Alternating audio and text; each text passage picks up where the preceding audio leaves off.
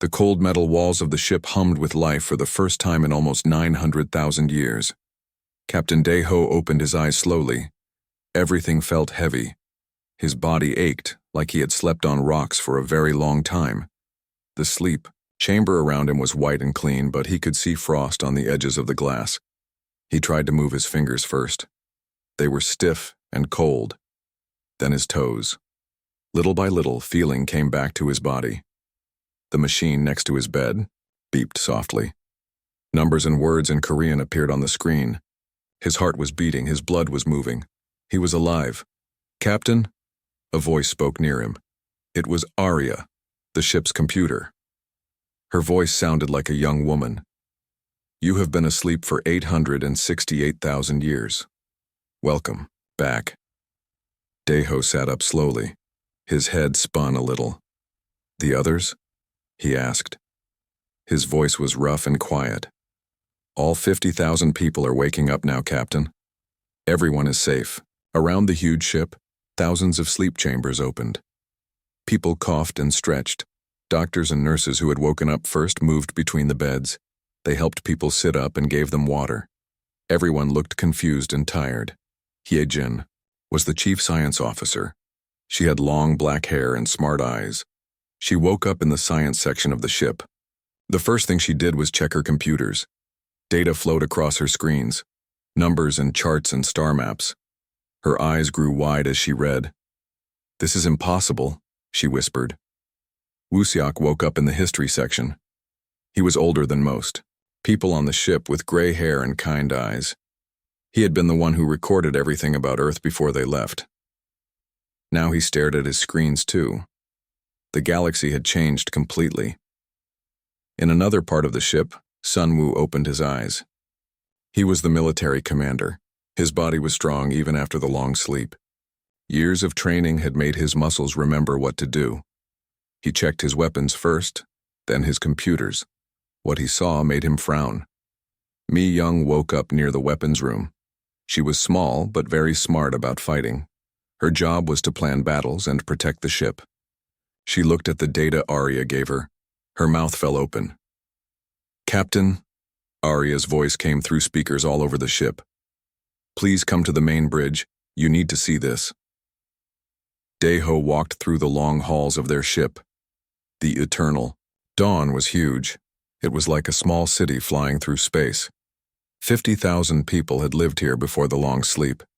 Now they were the only humans left in the whole galaxy. The bridge was a big room with many screens and computers. Deho sat in his captain's chair. It felt good to be back. Around him, his officers took their places. Hyejin sat at the science station. Sunwoo stood behind the military controls. Mi Young checked the weapons. "Show us, Arya," Deho said. The big screen in front of them lit up. It showed a map of the galaxy. But it was not the galaxy they remembered. Everything was different. "While you slept, the galaxy changed," Arya explained. 40,000 worlds now have life on them. They are all ruled by something called the Galactic Federation. The screen showed pictures of strange beings. Some looked like big lizards walking on 2 legs. Others looked like insects, but were as tall as people. Some were made of what looked like living crystal. There were fish-like creatures with arms and legs. Many different kinds of aliens. They built their cities on top of old human worlds. Arya continued. "Earth is now called Origin World. It is their capital. They think humans died out long ago." Wusiak leaned forward in his chair. "They live on Earth?" "Yes. They built a big city where Seoul used to be. They call the old human buildings ancient ruins. They study them but do not understand what they really are." Hyejin looked at her computers. "Arya, show us their technology." Pictures of Federation ships and weapons appeared on screen. They looked advanced and powerful, but Hyejin frowned as she studied them. "Something is wrong," she said. "These designs, they look familiar." "What do you mean?" Deho asked. Hyejin typed quickly on her computer. Old human designs appeared, next to the Federation technology. Everyone on the bridge stopped talking. The Federation ships looked almost exactly like human ships. The weapons were the same, Even the computers were similar, but everything looked simpler, like a child had tried to copy an adult's work. They built their whole civilization using our old technology, Hyejin said quietly. But they only had pieces of it. They had to guess how to make the rest. Sunwoo stood up straight. You mean they are using our weapons? Not just using them, Myung said. She was looking at her own screens now. They copied them, but they did not do it right. These systems have big holes in them. Weaknesses. On the screen, Arya showed them a Federation battleship. It was huge and looked scary, but Myung pointed to parts of it. See here and here. They built these systems backwards, and they missed this part completely. A human child could break into their computers. Daeho sat back in his chair. This was not what they had expected to find. They had run away from the galaxy 800,000 years ago. Earth had been dying. The sun was getting too hot. Wars were everywhere. They thought humanity would die out. But instead, the aliens who came after had built their whole world using human ideas. They just did not know they were human ideas. Captain, Arya said, I am picking up Federation signals. They know we are here. The screen showed a Federation patrol ship. It was small compared to the Eternal Dawn. On the ship's radio, voices spoke in a language that sounded like clicks and growls. What are they saying? Daeho asked. Arya translated. They are calling us an unknown vessel using ancient technology. They want to know who we are. Sunwoo almost laughed. Ancient technology? We are the ancients. The Federation ship came closer. Daeho could see it clearly now. Its hull was painted with bright colors. Strange symbols covered its sides. It looked proud and strong, but he could also see that it was built wrong. The engine was in the wrong place. The shields were too weak. They do not know who we are, Daeho said slowly. To them, we are just another ship. What should we do, Captain? Sunwoo asked. Daeho looked around the bridge. His officers were all waiting for orders. 50,000 people on the ship were waiting too. They had slept for almost 1 million years. Now they were awake in a galaxy that had forgotten them, but this galaxy was built on their ideas. These aliens used human technology every day. They lived on human worlds. They probably even ate food that human machines had grown. First we learn more, Daeho said. Arya, can you hack into their computers? Already done, Captain. Their security is very simple. I can read all their files. Do it. I want to know everything about this Galactic Federation. How many ships do they have? How many worlds? Who are their leaders? As Arya worked, data filled the screens. The Federation was huge, 40,000 worlds, millions of ships, billions of aliens, all of them living in a civilization built from human ideas. But they had no idea what they had really built. They thought they were advanced. They thought they were the smartest beings in the galaxy. They had no idea that 50,000 humans had just woken up, and these humans still remembered how to use the technology properly. On the planet Nexus Prime, which used to be called Earth, the morning sun shone on a great city. The city was built where Seoul once stood, but now it looked completely different. Tall crystal towers reached up to the sky. Flying cars moved between them like silver fish. Strange beings walked on the streets below. Chancellor Morden stood on the highest tower. He was the leader of the Galactic Federation. His body looked like a giant ant walking on 2 legs. His eyes were black and big. His skin was hard like armor. He was reading reports on a tablet made of living crystal. Another smuggler ship, you say? He asked. His voice sounded like clicking sounds. Admiral Veltar stood next to him. Veltar looked like a big lizard with green scales. He wore a blue uniform with many medals. Yes, Chancellor. Our patrol ship's founded in the Outer Rim. It uses old ancient technology. Very strange design. Morden made a sound like an angry insect. These criminals keep finding ancient artifacts. They think old technology makes them special. Send more ships. Capture them. Far below in the city, Dr. Kith walked through what the Federation called the Ancient District. She was made of living crystal that sparkled in the sunlight. Her body was clear like glass, but she could move and think like any person. She was the Federation's best expert on ancient ruins. She stopped in front of a small building. The Federation had put a force field around it to keep it safe. Inside, old human furniture sat covered in dust. A human family had lived here once, 800,000 years ago. They had no idea their old home was now a museum. "Look at this craftsmanship," Dr. Kith said to her assistant. The ancients were so advanced. Every piece fits together perfectly. Her assistant was a young Saurian named Kith.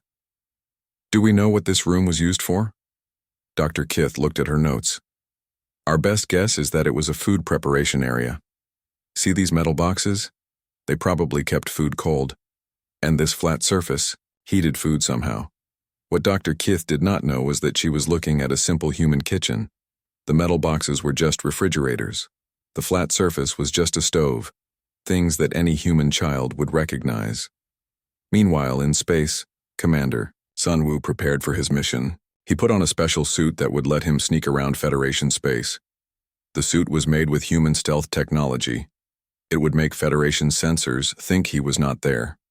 "Remember," Captain Daeho told him over the radio, "just look around. Do not touch anything. Do not let them see you. We need to know more before we do anything."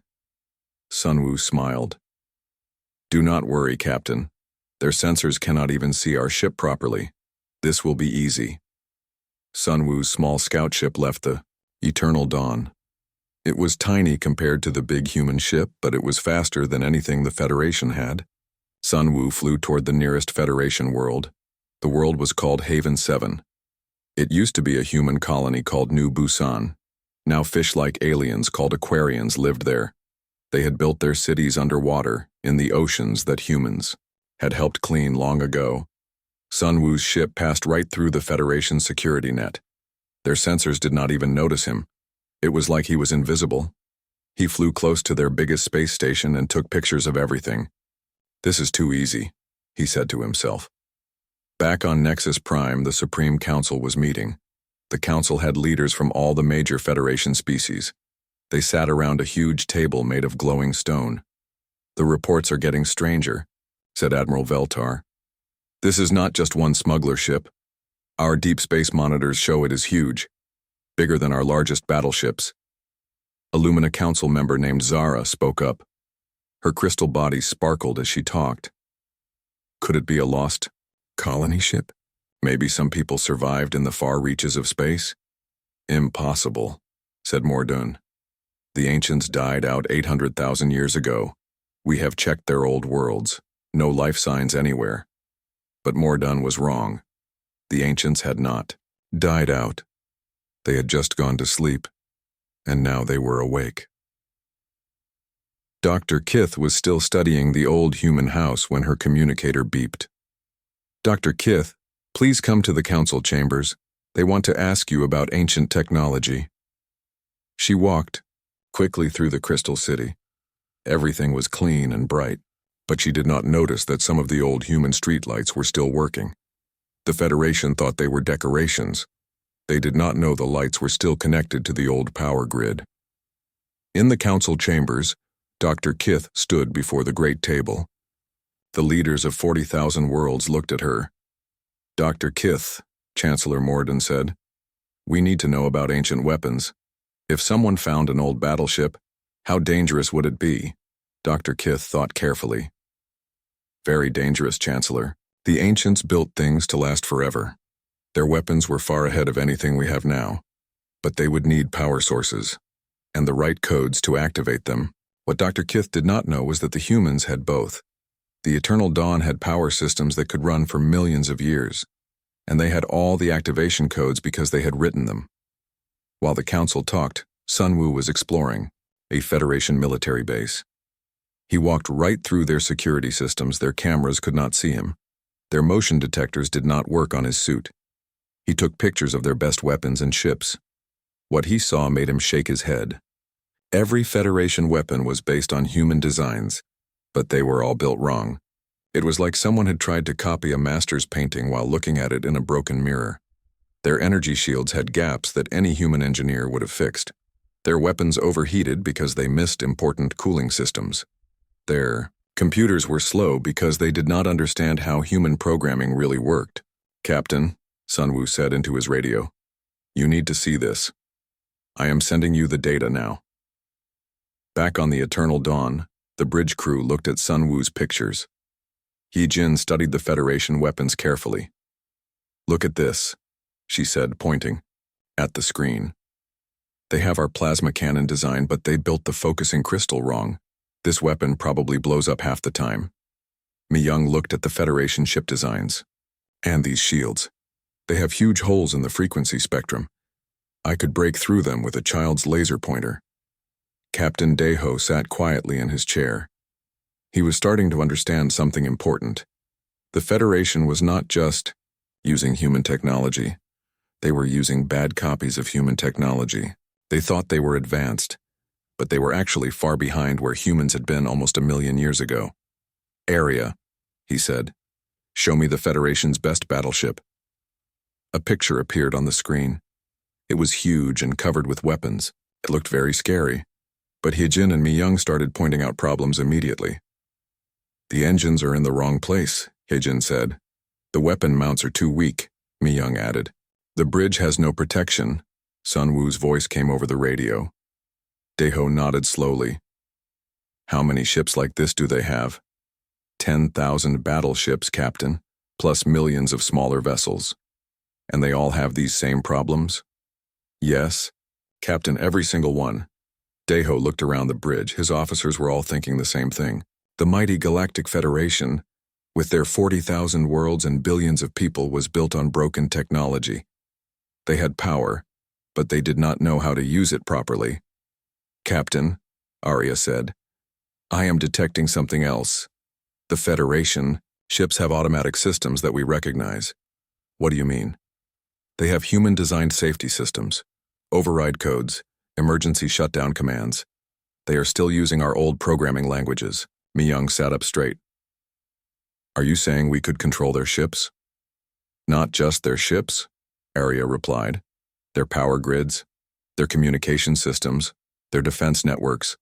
They built everything using human base code. They never changed. The fundamental programming." The bridge became very quiet. Everyone was thinking about what this meant. The Galactic Federation ruled 40,000 worlds. They had the biggest military in the galaxy. They thought they were the most advanced civilization ever, but they had built their whole world using human tools. Tools that still had human locks on them. Tools that still answered to human commands. And 50,000 humans had just woken up with all the master keys. Hana was the ship's expert on alien life. She had short hair and bright eyes that missed nothing. While the politicians argued, she was making the most important discovery in galactic history.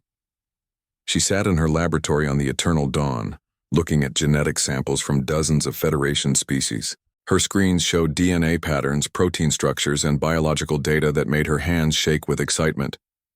"Arya," she said to the ship's computer, "run the analysis one more time. I need to be absolutely sure." "Analysis complete, Doctor." "Hana." "The results are the same. 37 Federation species show clear signs of human genetic engineering. They are not evolved beings. They are designed beings." Hana leaned back in her chair. What she was looking at changed everything. The proud Federation species were not ancient civilizations that had developed on their own. They were humanity's children in the most literal sense possible. She opened a communication channel to the Federation Council. "Chancellor Mordun, I need to speak to Dr. Kith privately." Dr. Kith's crystal body appeared on Hana's screen. The Lumina scientist looked confused and worried. "Dr. Hana, is it true what your colleague said? Did humans really create us?" "Yes," Hana said gently. "But you need to understand what that means. You are not robots or tools. You are living beings with your own thoughts and feelings. We gave you life, but you chose what to do with it." "How? Is that possible?" Hana showed Dr. Kith a genetic chart. 800,000 years ago, human scientists developed something called adaptive genesis technology. We could design new forms of life that would grow and change on their own. We made you able to evolve and learn and become whatever you wanted to be. Dr. Kith's crystal body flickered with different colors as she processed this information. So we are children? In a way, yes. But you are also your own people. Look what you have built. Your art, your culture, your way of life. We could never have imagined the beautiful civilization you created. On Nexus Prime, strange things were beginning to happen. The Lumina people were gathering in large groups, their crystal bodies flashing with new patterns of light. Some of them were remembering things they had never experienced. A young Lumina named Sarah stood in the ancient district, looking at the old human buildings with new understanding. "I remember this place," she said to her friend Koto. "That is impossible," Koto replied.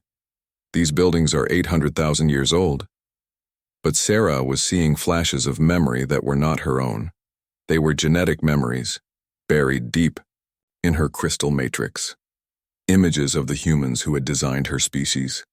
Pictures of the laboratories where the first Lumina had been created. "The humans were kind," she said slowly. "They wanted us to be happy." Similar things were happening across the galaxy.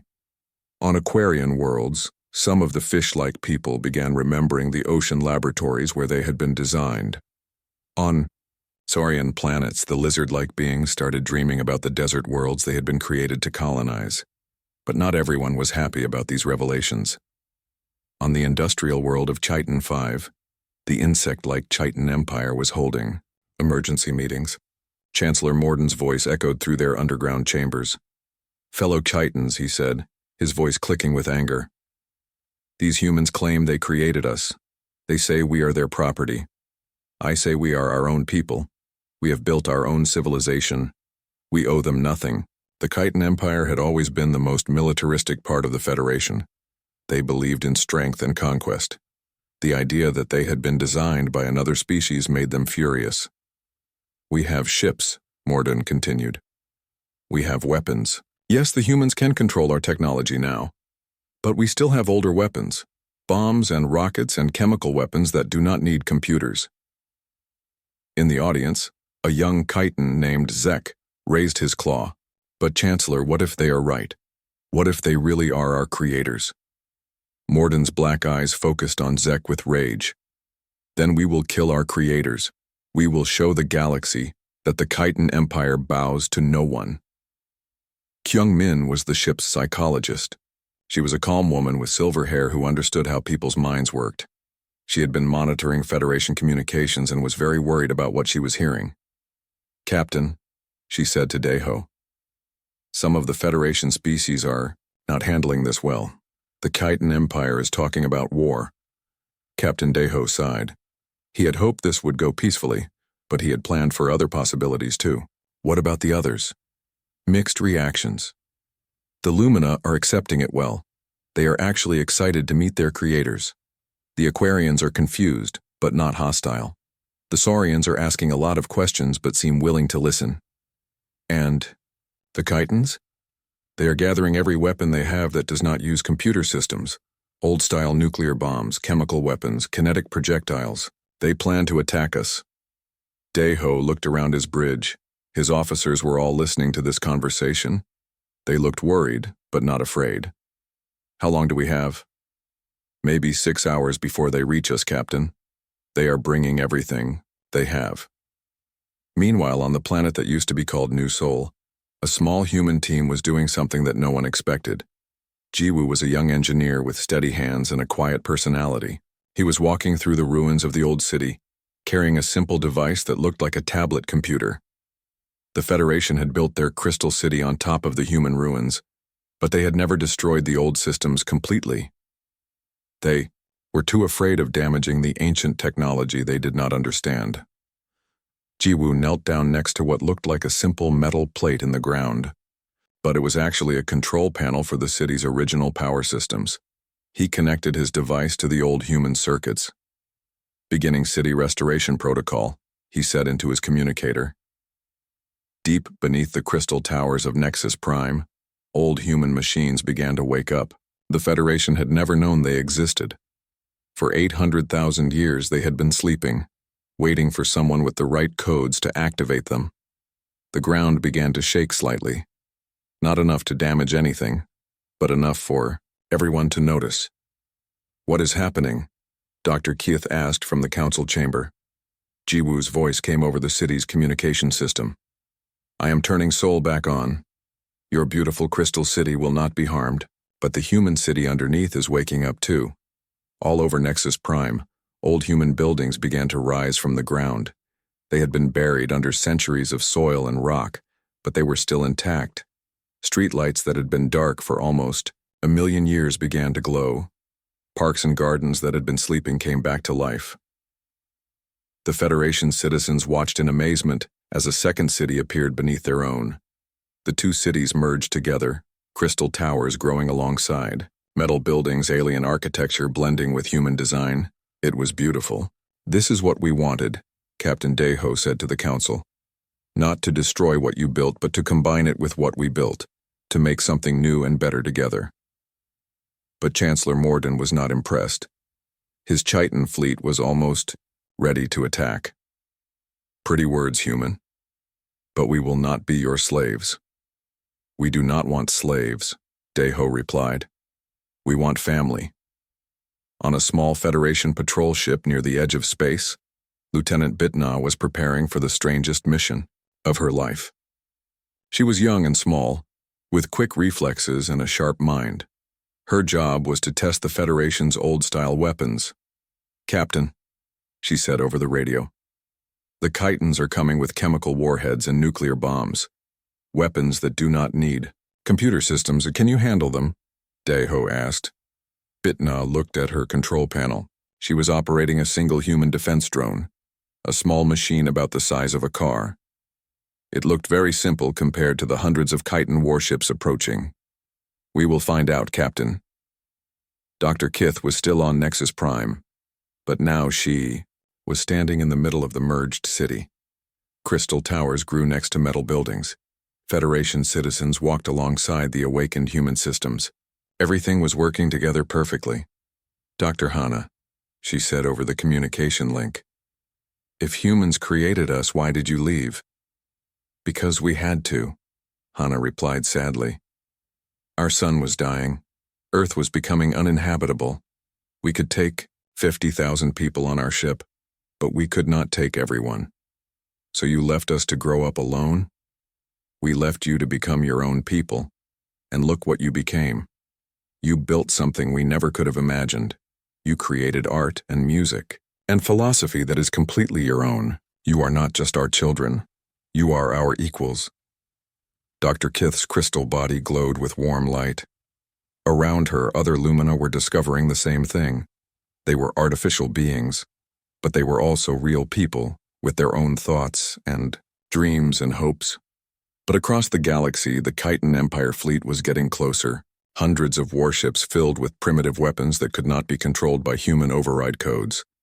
Chancellor Morden stood on the bridge of his flagship, surrounded by bombs and missiles that had been built without any computer systems at all. "Today we proved that the Chiton Empire serves no master," he announced to his fleet. "Attack." The war between the creators and their children was about to begin, but it would be the shortest war in galactic history. So Young was the best engineer on the Eternal Dawn. She had black hair tied back in a simple ponytail and hands that were always dirty from working with machines. She stood in the ship's main engine room, looking at screens full of code that glowed green in the darkness. "Captain," she said into her communicator, "I found them. The old override codes are still active." Captain Daeho's voice came back through the speaker. "Are you sure?" "Yes, Captain. Every Federation system still has our original programming buried deep inside. They built new layers on top, but the foundation is still human. It is like they painted over our house but never changed the locks." So Young's fingers moved quickly over her keyboard. Lines of code scrolled past on her screen. Some of it was in Korean, some in Old Earth languages. The Federation builders had copied the code but never translated it. They probably thought it was just random data. "Beginning system restoration," So Young said. She pressed a single button. Across the galaxy, 40,000 worlds suddenly experienced the same thing at the exact same moment. Lights flickered. Computers paused for just a second. Deep in the core of every Federation system, old human programming woke up after 800,000 years of sleep. On Nexus Prime, Chancellor Mordun was in the middle of giving a speech to the Supreme Council when every screen in the room went black. Then words appeared in glowing green letters. The words were in an ancient script that only the most educated Federation scholars could read. Guanrija Guanhani Bogwan Deosamida, the screen said. Dr. Keith gasped. She was one of the few who could read the ancient human writing. That says administrator privileges restored. What does that mean? Morden demanded. Before Dr. Kith could answer, every computer in the building started showing new messages. File directories that had been hidden for millennia suddenly became visible. System controls that the Federation had never seen before appeared on every screen. Admiral Veltar was on his flagship when it happened. The mighty battleship Conquest was patrolling near the edge of Federation space. Veltar was drinking his morning caffeine when every screen on his bridge went dark. What is happening? He shouted to his crew. The screens lit up again, but now they looked completely different.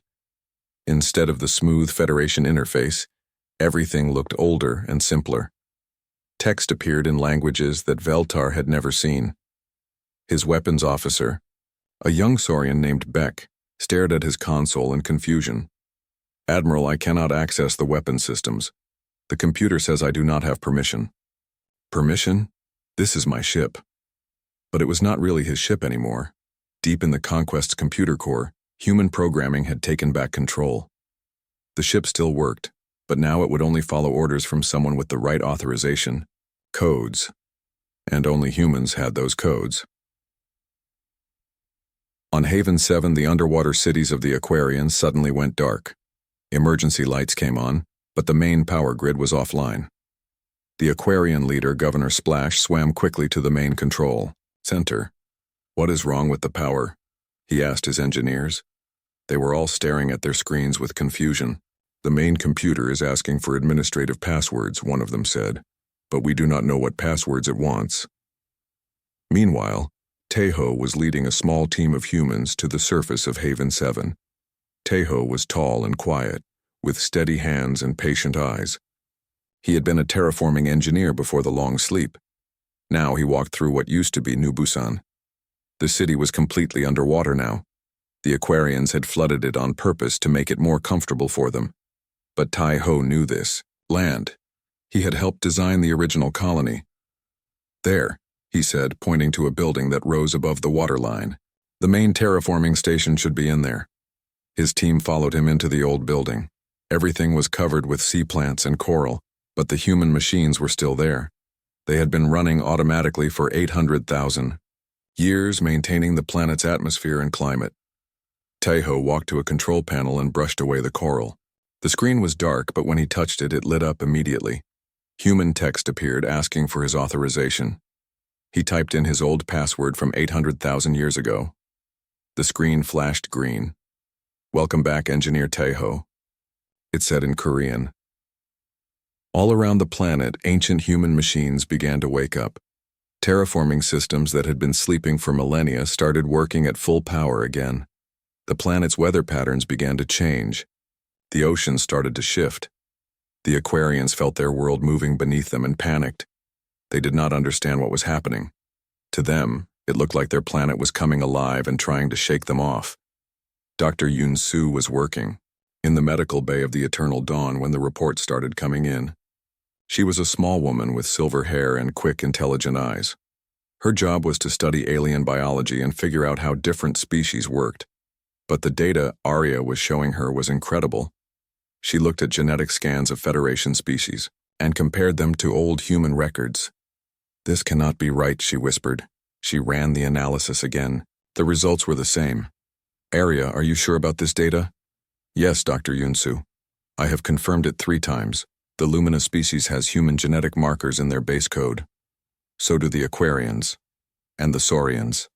Even the Khitan Empire shows signs of human genetic engineering.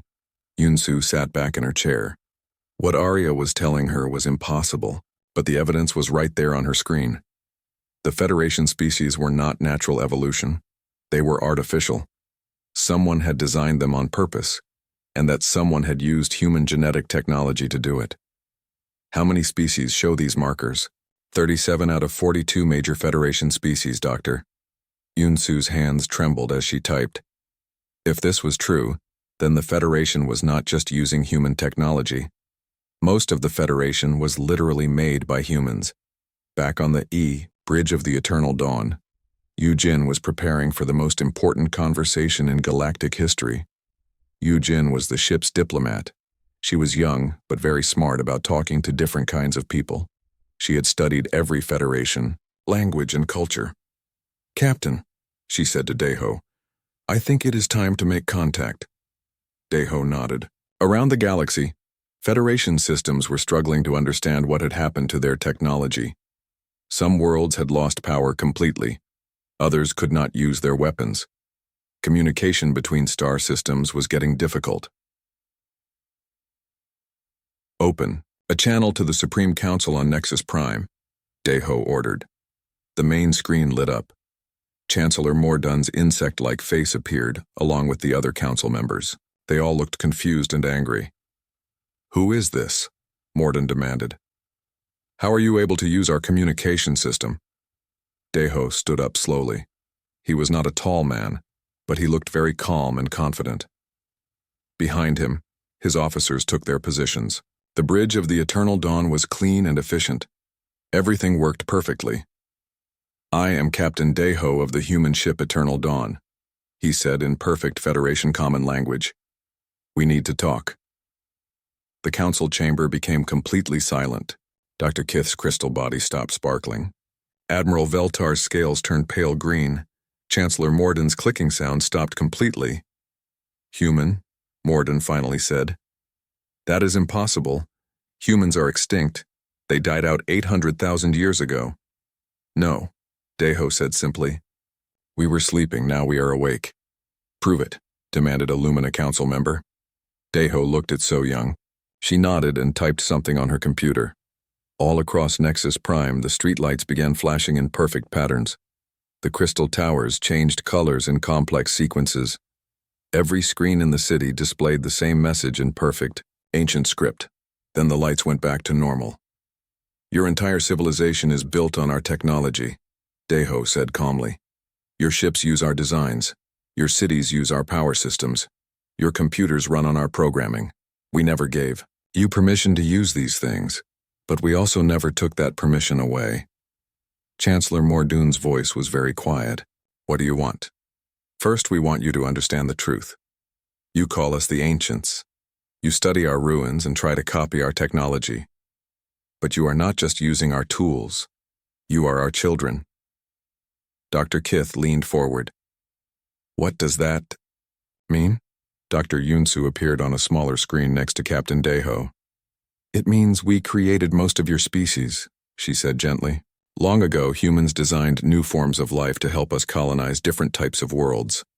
The Lumina were made to work with crystal-based computing systems. The Aquarians were designed for underwater colonies. The Saurians were built for desert worlds." The council chamber erupted in angry voices. Some species shouted that it was impossible. Others demanded proof. A few sat in stunned silence. "You are lying," Mordun said. "We can prove everything," Daeho replied. "We have the original genetic templates. We have the terraforming records. We have the colonial planning documents.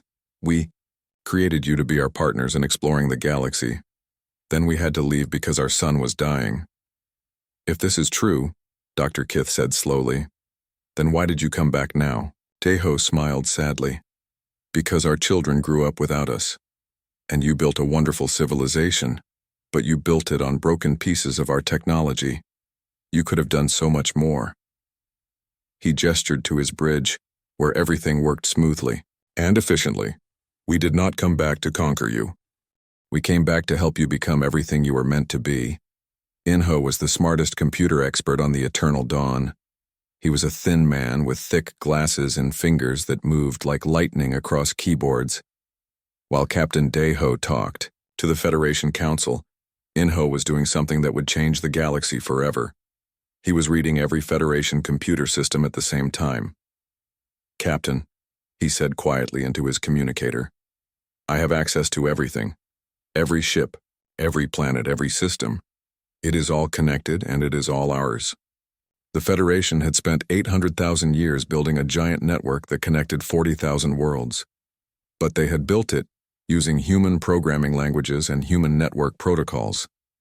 They thought they were being smart by copying the ancients. They had no idea they were giving the ancients a back door into everything they owned.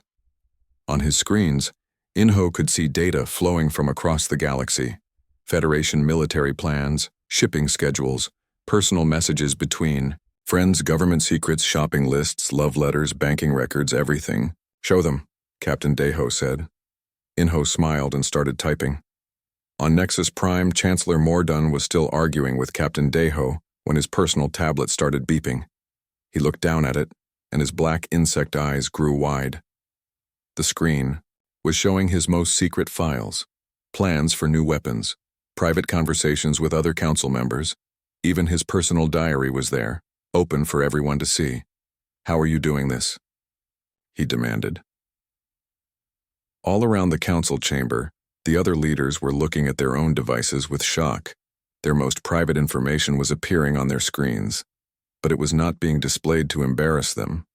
It was just showing them that humans could access anything they wanted. "Every system you have built belongs to us," Deho said simply. "You copied our technology, but you never understood how it really works. Every computer on every world still thinks it belongs to humans." Dr. Kith's crystal body was flashing with different colors as she processed this information. "You mean, we never really owned our own technology?" "You owned copies," Inho said, appearing on another screen. "But copies made by people who did not understand the original. It is like you found a book written in a language you could not read, so you copied all the letters without knowing what they meant." Admiral Veltar was still on his flagship, watching this conversation from space. His ship's computers had locked him out of most systems. He could not fire weapons. He could not jump to hyperspace. He could not even change course without permission from the human override system. "This is impossible," he said to his crew. "How can one ship control our entire military?" His weapons officer, Beck, looked up from his console with confusion. "Admiral, the computer is asking if we want to upgrade our weapon systems. It says it can improve our firepower by 400%. Veltar blinked his large reptilian eyes. "What?" "It says our current weapons are operating at 23% efficiency. There are software updates available that will make them much more powerful." What Beck did not understand was that Federation weapons had always been running at low power. The humans who originally designed them had built-in safety limits to prevent accidents. The Federation had copied the weapons but had never found the controls to remove those limits. Now the original designers were offering to unlock the full power. Similar messages were appearing on Federation ships across the galaxy. Weapons that had seemed powerful were revealed to be barely working at all. Shields that had protected them were shown to have huge gaps. Engines that had seemed fast were actually crawling compared to what they could do. On Haven 7, Teho was still working with the old terraforming machines. But now the Aquarian leaders were swimming up to meet him. Governor Splash approached carefully, his fish-like body moving gracefully through the water. "Human," Governor Splash said in his bubbling voice. "What are you doing to our world?" Teho looked up from the control panel. "I am fixing it. This planet was designed to support many different types of life, not just yours. The machines have been running in emergency mode for 800,000 years. Emergency mode? When we left, the terraforming system thought something bad had happened.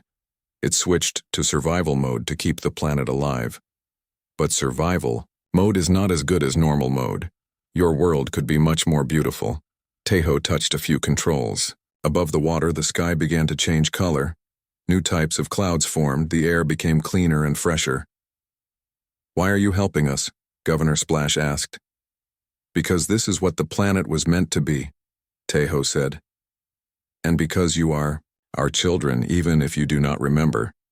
Meanwhile, Dr. Yunsu was talking directly to Dr. Kith over a private communication channel. The two scientists looked at genetic data together.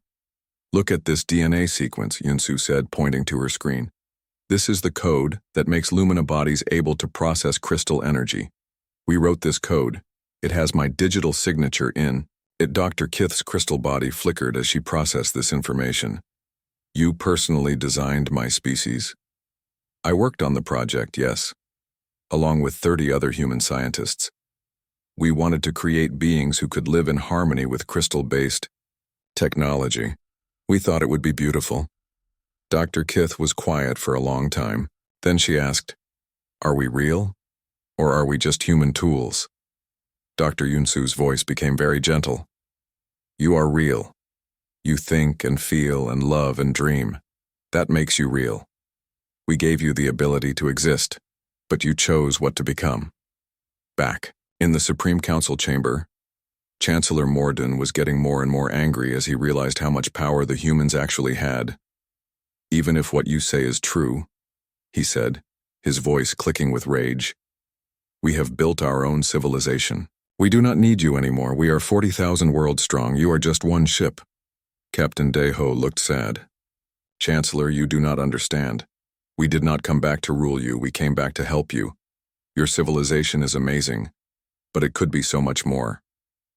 Show them the comparison, Inho said quietly. The main screen split into two parts. On one side, it showed a typical Federation city. It was beautiful with tall buildings and flying cars. People walked happily in the streets. It looked advanced and peaceful. On the other side, it showed the same city but with improvements. The buildings were taller and more graceful. The flying cars moved in perfect patterns with no traffic jams.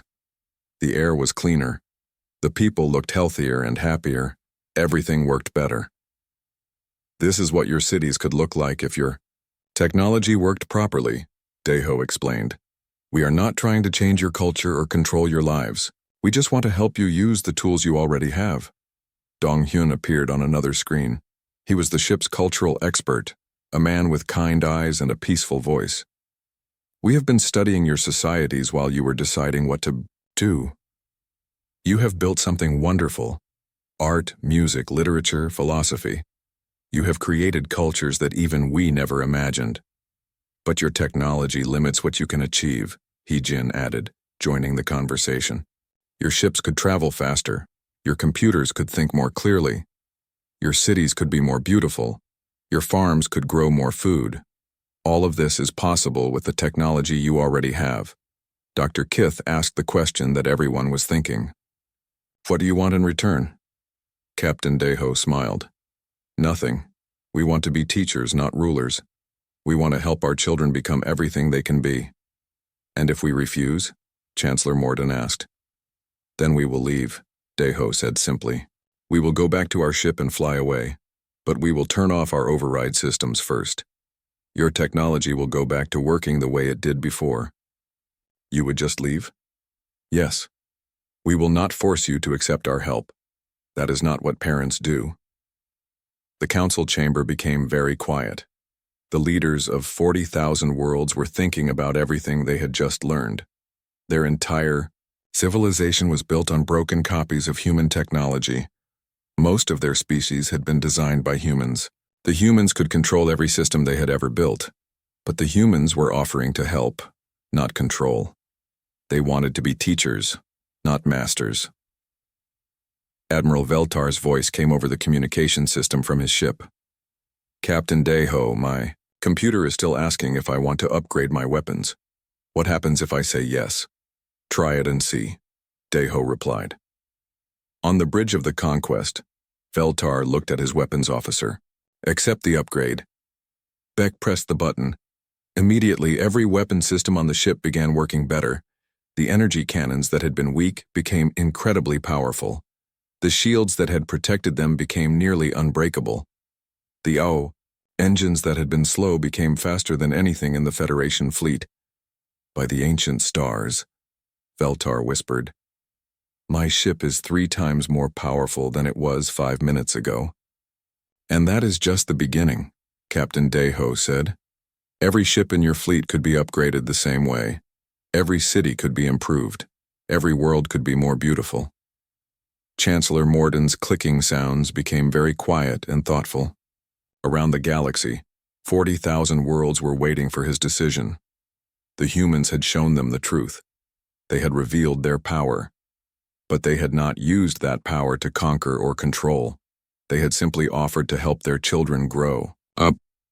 Lieutenant Bitna sat in her small control station, watching her screens as hundreds of Chiton Empire warships approached. Each ship was loaded with nuclear bombs, chemical weapons, and kinetic projectiles. They had removed all computer systems to prevent human interference. Area, she said to the ship's computer. How many enemy vessels? 437 warships, Lieutenant. They will be in weapons range in 30 seconds. Bitna looked at her own equipment. She was controlling one small defense drone. It was about the size of a flying car with simple armor and basic weapons. Against normal Federation ships, it would not stand a chance. But Federation ships had never faced real human technology. Beginning defensive protocol, Bitna said calmly. The Chiton fleet opened fire first. Hundreds of nuclear missiles flew toward the Eternal Dawn, followed by chemical warheads and metal projectiles moving at incredible speeds. It looked like enough firepower to destroy a small moon. Bitna's defense drone moved to intercept them. What happened next lasted exactly 7 minutes and 23 seconds. The drone's shields activated first, but these were not the weak Federation shields that the Chitons were used to fighting. These were human military shields designed by people who understood war. The nuclear explosions hit the shield and simply disappeared, their energy absorbed and redirected. Then the drone began to move. It flew through the Chiton formation like a dancer, too fast and agile for their weapons to track. Every time they fired, it was already somewhere else. Their targeting computers could not keep up with human-designed mobility systems. The drone did not even use lethal weapons. Instead, it fired disabling pulses that shut down the Chiton ship's engines and life support. One by one, the proud warships found themselves floating helplessly in space. In 7 minutes, the entire Chiton Empire fleet was defeated by one small drone, operated by one young human woman. Chiton vessels, Bitna said over the radio. Your life support will resume in 5 minutes. Your engines will restart in 10 minutes. Please return to your homeworlds and think about what just happened. On the flagship of the Chiton fleet, Chancellor Morden stared at his blank screens in total shock. His entire military force had just been defeated without a single casualty on either side. How? He whispered. The answer came from Captain Deho, whose voice spoke gently through the ship's communication system. Because we have had 800,000 years to think about better ways to fight wars, ways that stop conflicts without killing anyone. Back on Nexus Prime, the merged city of crystal and metal had become a celebration. Federation citizens were exploring the awakened human buildings, while human systems enhanced their crystal towers. Everything worked together perfectly, like pieces of a puzzle finally coming together. Dr. Kith stood in what used to be a human park, now filled with both human plants and Federation crystal gardens. It is beautiful, she said to Dr. Hana over the communication link. This is what we always hoped for, Dr. Hana replied. Different peoples working together to create something new.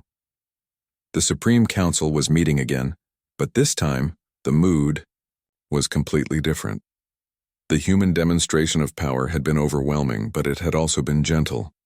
They could have destroyed the Chiton fleet, but instead they had just stopped it. Admiral Veltar spoke first. Captain Deho, your people could have conquered us at any time. Why did you show mercy? Captain Deho appeared on the main screen, looking tired but happy. Because conquest was never our goal. We came back to find our children and help them grow. A parent does not destroy their child's work. They help make it better. Chancellor Morden's voice came over the communication system from his disabled ship. His clicking sounds were much quieter now. What do you want from us? We want to teach. You, Deho replied. We want to show you how to use the technology you already have properly. We want to help you become everything you were meant to be. Dr. Kith asked the question that everyone was thinking. What will happen to our independence? Will we still be free to govern ourselves? Sung Jun appeared on another screen. He was the youngest officer on the Eternal Dawn, with bright eyes and an enthusiastic smile. Dr. Kith, we do not want to govern you. We want to learn from you too. You have built cultures and art and ways of thinking that we never imagined. We need you to teach us just as much as you need us to teach you. This was true. While the Federation had struggled with broken technology, they had excelled in other areas. Their art was beautiful, their music was complex and moving, their literature was deep and thoughtful. In some ways, they had grown far beyond their human creators. Hyejin joined the conversation from her science station. We propose creating joint research centers, human engineers working with Federation scientists, combining our technical knowledge with your creativity and wisdom, like the new Terran Academy that we are planning, added Dr. Kith. A place where all species can learn together. The council members looked at each other. This was not conquest. This was partnership. Over the next few hours, the transformation began. On 40,000 worlds, human override systems began unlocking the full potential of Federation technology. Ships that had been slow became incredibly fast. Cities that had struggled with power shortages suddenly had unlimited clean energy. Farms that had produced barely enough food began growing abundant harvests. Medical systems that had been primitive became advanced enough to cure diseases that had plagued the galaxy for millennia. But the humans did not just give away the improvements. They insisted on teaching Federation engineers how to maintain and improve the systems themselves. Taiho was still on Haven 7, working with Aquarian engineers to restore the planet's original terraforming design. "See this control system?" he said to Governor Splash. "Your people can learn to operate it. Within a few months, you will understand the planetary systems better than I do." Similar scenes were playing out across the galaxy. Human experts worked alongside Federation scientists, not as masters and servants, but as teachers and students learning from each other. On Nexus Prime, the merger of the two cities had created something unprecedented. Crystal spires grew around metal frameworks. Human gardens bloomed alongside alien art installations. The architecture combined the best of both civilizations. Jiwoo walked through the new Seoul with Dr. Kith, showing her how the old human systems worked. "Your crystal technology is actually better than what we had originally," he admitted. "If we connect it properly to our power systems, we can create something neither of us could build alone." Dr. Kith's crystal body sparkled with excitement. "So we are not just getting back old technology, we are creating new technology together." Exactly. The Khitan Empire was the last to join the new partnership. Chancellor Morden's defeat had been so complete and so gentle that even his own people were impressed. When the humans helped restart his ships and sent medical aid for his crews, many Khitans began to question their leader's hostility. "They could have destroyed us," said Zek, the young Chiton who had questioned the Chancellor earlier. "Instead, they helped us. Maybe they really do want to be our teachers, not our masters." Within days, even the proud Khitan Empire was requesting human technical assistance. Their industrial worlds were transformed as human engineering improved their mining and manufacturing systems. Captain Deho stood on the bridge of the Eternal Dawn, looking out at the galaxy his people had helped create. Ships from 40,000 worlds now flew through space using properly calibrated human Federation hybrid systems. Communication networks that had struggled for centuries now carried data at speeds that seemed impossible. But more importantly, the galaxy was working together. Human experts traveled to Federation worlds as teachers and advisors. Federation artists and philosophers visited human communities to share their wisdom. Children of a dozen different species played together in the merged cities. "Captain," Hyejin said from her diplomatic station, "I am receiving reports from across the galaxy. The integration is proceeding faster than we hoped. Most Federation worlds are requesting permanent human technical advisors." Deho nodded. "And how are our people adapting?" "Very well. They are excited to be teachers instead of refugees.